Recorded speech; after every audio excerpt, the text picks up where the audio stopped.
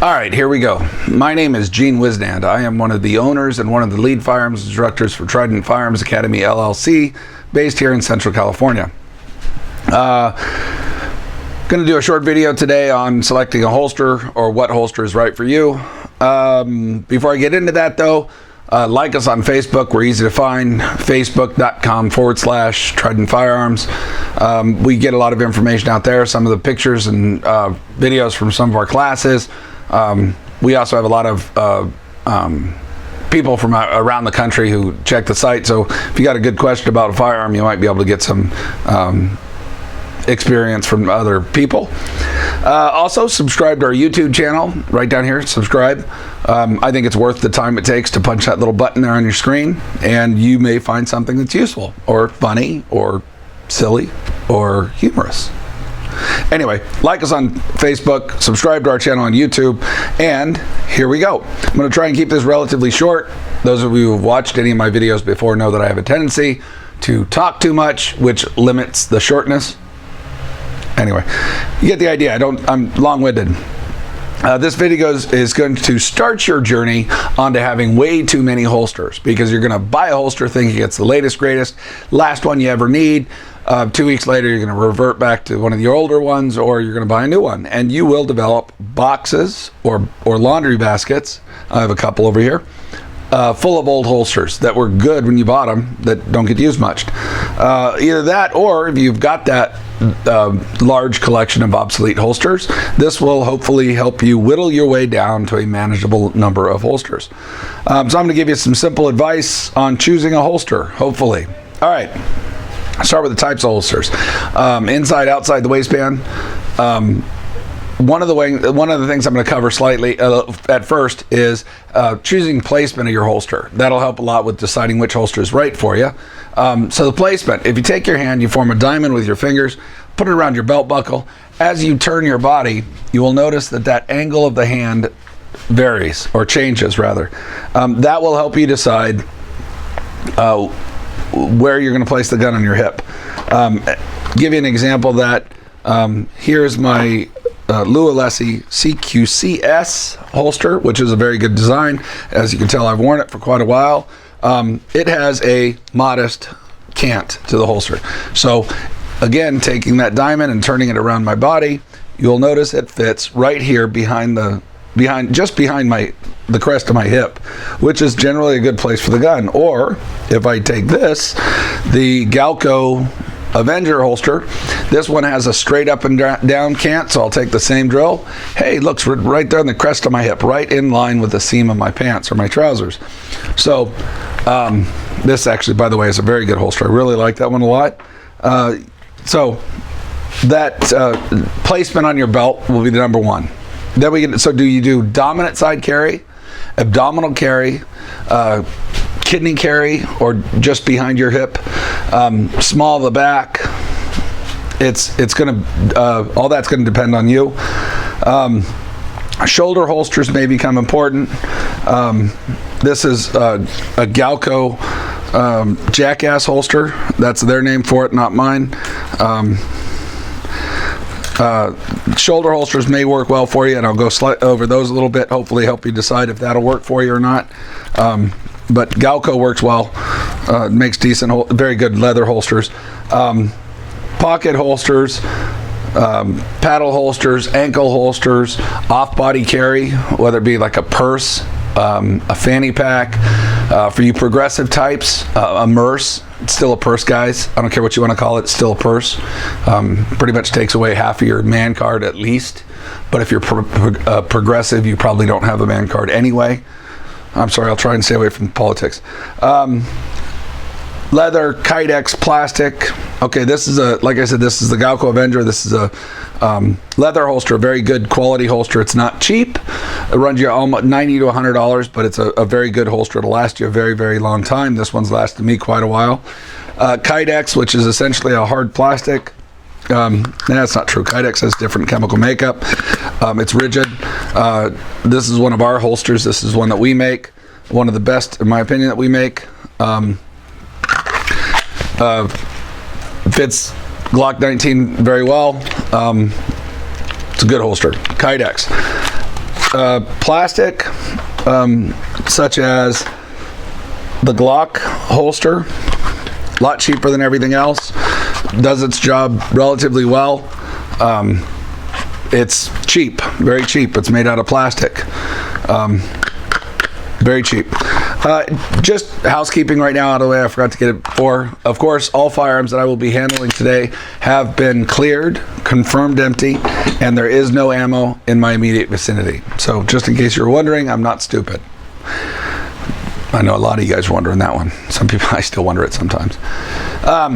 So, question needs to be answered before you decide which holster to get, of course, is what size gun are you going to carry? A large gun, medium, compact, subcompact, pocket. They're all going to have different purposes. Subcompact pocket guns are going to be backups or last-ditch efforts or convenience guns. Don't feel like strapping on anything real big, so you take a little subcompact or a pocket gun and you toss it in your pocket. Easy. Compact can make good concealment guns. Medium-sized guns, medium such as this is a Smith & Wesson 1911. I've had some custom work done on it, but this would qualify as a medium-sized gun. It's a commander length barrel. This would be a medium. Medium and compact can work for concealed carry. Large guns, duty guns, range guns, home defense handguns. Those are generally going to be a larger size. Not so much for concealment. People will start with them with a concealment gun and then quickly figure out they're not comfortable, they're too big, so they get out of them. So that gets into where are you, or how are you going to be carrying? Is it going to be for concealed carry? Is it going to be for range use? Is it going to be for duty and training?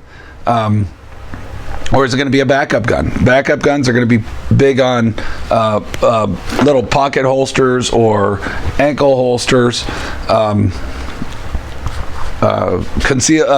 So those are going to be backups. Concealment, again, one of our snap holsters is great. The number of Galco holsters will be good for it too. The Avenger can do double duty as either a range holster or a concealment holster. Works equally well on both, as does our snap holster. Which one? Huh? It's cheaper. Not much, but it's cheaper. Good holsters. Duty or training, of course, you're going to go into a much larger setup like this. This is my personal training rig.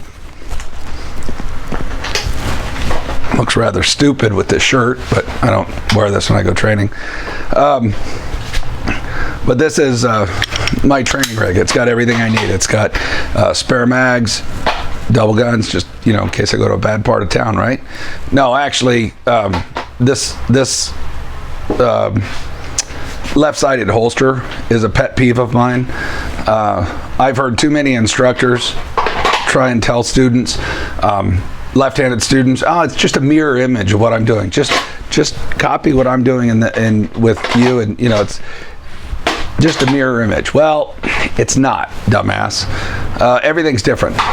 80% of our population is right-handed. Firearms aren't, manufacturers aren't stupid. They make for the majority of the shooters who are right-handed. So the controls are all set up on the right hand for right-handed shooters, whether it be a mag release, slide lock lever, all that's done from the right-hand side, or the right-hand thumb rather, and that's how most shooters are. So that's how they make it.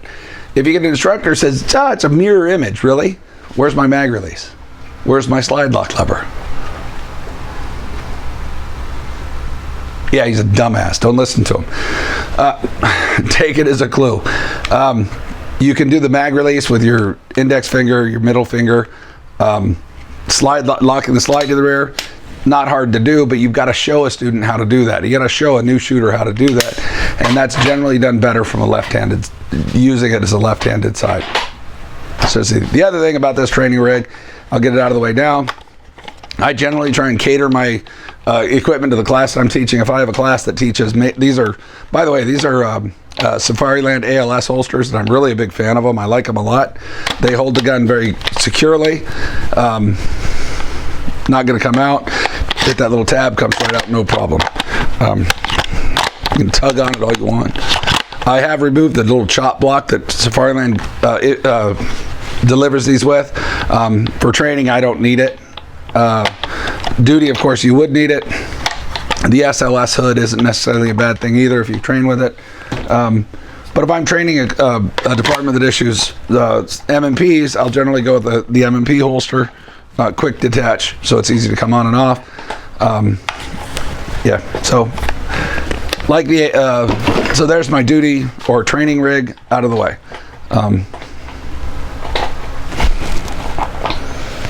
Get this damn holster in. There we go. That's how easy it is to change out for whoever I'm instructing, but I generally tend to want to teach them with what they're using for the most part. And I am finicky about guns, so I will carry a different gun just because I feel like carrying a different gun sometimes. All right, so belt. What position is going to be carried on your belt? I had discussed inside the waistband, outside the waistband. Of course, that's either carrying it inside the waistband of your pants or inside your belt, or outside your pants, outside your belt line. So some examples of outside the waistband, of course, are the Avenger holster. Like I said, is a great holster right here on the strong side. Inside the waistband, a couple of good examples. Those are, again, a Galco. I don't even know what the model on this one is, but it's a Galco holster. Carries inside the waistband. This one's designed to be carried way back here, like in a kidney carry. So it's a good design. I like the flatness of it. I like the fact that the belt mounts are fore and aft of the holster itself, so it doesn't add thickness onto your holster. Because if you're carrying inside the waistband, you're going to have enough. See, somebody my size, I get enough crap inside my pants already. I don't need to try and squeeze more stuff in there. So I'm not. They're generally not that comfortable for me. This again is a Galco holster. I think they've discontinued it, which is a shame because it was actually a pretty decent holster. Nice thing about this one is it's flat on the body side. All the molding, or almost all of the molding, is on the outside. So it generally worked. It was pretty comfortable, which was nice. But that's a good design. Cross draw, and I'm going to knock two birds with one stone here on the cross draw. On a cross draw holster, this is another one from Galco, set up in a cross draw position and it is a paddle holster. Paddle holsters will generally work well, or cross draw holsters rather, are designed to reach across, pull the gun into a fighting position, and continue to fight as needed. They work great if you spend a lot of time in a seated position, such as in a car. Long hours of surveillance, I find I use a cross draw quite a bit. Yeah, so the cross draw works well there. Downside to the paddle holster is that's where the bottom of the belt, that's what catches the belt supposedly, and that allows 1.5 inches or so of this hard plastic below the belt line, and from a seated position I find that digs into my hip or into my side, and it's just, for me it's not comfortable. Another downside to this specific design is that the hook they have for it right here is on the paddle side, which goes inside the pants, or is designed to go inside the pants. So you put it on inside the pants, and then you draw the gun out. You got to pull the holster off of it as you pull it, because it doesn't grab the belt. If I put it between the belt and the pants, outside the pants, inside the belt, it will grab it and be a lot more effective. But paddles are supposed to go, or can go, inside the pants, and that it's very bad form if you come out like this. You got to pull your holster off to stop your threat. They'll laugh at you. I'd laugh at you. So that's an issue with the paddle holsters. Cross draw can work. Some of the arguments I've heard against cross draw holsters is that when wearing a cross draw holster, you're presenting your firearm to your opponent, to the bad guy. That's true if you stand with an exposed gun like this. If you take on a bladed stance or slightly bladed stance, you're at least protecting a little bit as you turn. Your arm comes up, you can make that distraction strike, you can get that gun into a fighting position. Make sure you don't muzzle anything you don't want to destroy, namely yourself. So cross draws can work. I find them most beneficial from a seated position or inside a car. Appendix carry, more and more people are finding appendix works well for them. And I actually have been warming up to it. I didn't originally think I would like it, but I'm finding it's not too bad. This, by the way, is another one of our holsters I'm trying out, I'm working on. I like it. It covers the trigger guard, which is important, which is pretty much the most important part about any holster. So appendix carry, carrying it right here, say at 2 o'clock position. Works very well. Conceals pretty well, even with a big old fat belly like mine. It conceals pretty well.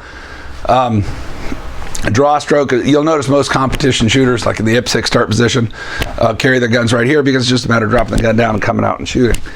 Same basic holds true for basically holds true for concealed carry. Hands drop down, grab your shirt, grab your gun, come out on target. It's not as hard as it appears. It's quick. Some people, I've heard arguments about one of the problems with appendix carry is you're pointing your gun down at Skippy and the twins, your twin boulders, if that works for you. But Skippy is pretty safe as long as you've got a covered trigger guard. As if I can't get to that trigger, it's not going to, he's safe. I'm not going to put any holes in him. I don't want to put any holes in him, but you get my point. It doesn't need to be there. As long as your trigger guard's covered, abdominal carry works just fine. Generally works better for slimmer people. Women like it a lot, and I'll get more of that in a little bit. As a matter of fact, let me cover the trigger guard issue. Cover your damn trigger guard. If you have a holster, and I don't have any examples of a holster that does not have a trigger guard covered, you got to cover the trigger guard.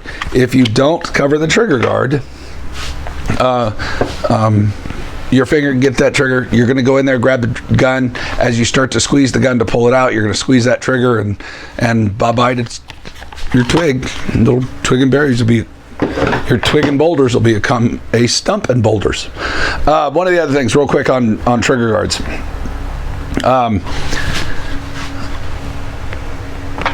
That golden rule, keep your finger off trigger until your sights are lined on target and you have made a conscious decision to fire. Unfortunately, I see some people that want to lay the finger alongside the trigger guard. I have big fingers. I can use that front of the trigger guard as a trigger if I want it. So, but it's generally a bad idea for a couple of reasons. One, you get that starter response where the natural response is the shoulders rise, the head sinks, protects the softness of the neck. You make a fist. But if you got your finger alongside the trigger guard, make that fist. It hits a trigger. So my recommendation is rest your finger alongside the frame of the gun. I get that starter response. I can squeeze in there as hard as I want. Not going to matter.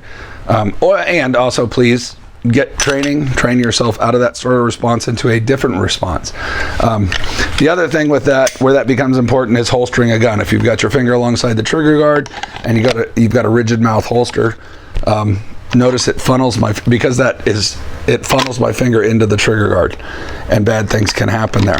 If my finger's alongside the frame as I'm push the gun in, the holster's not going to let me keep my finger against the gun.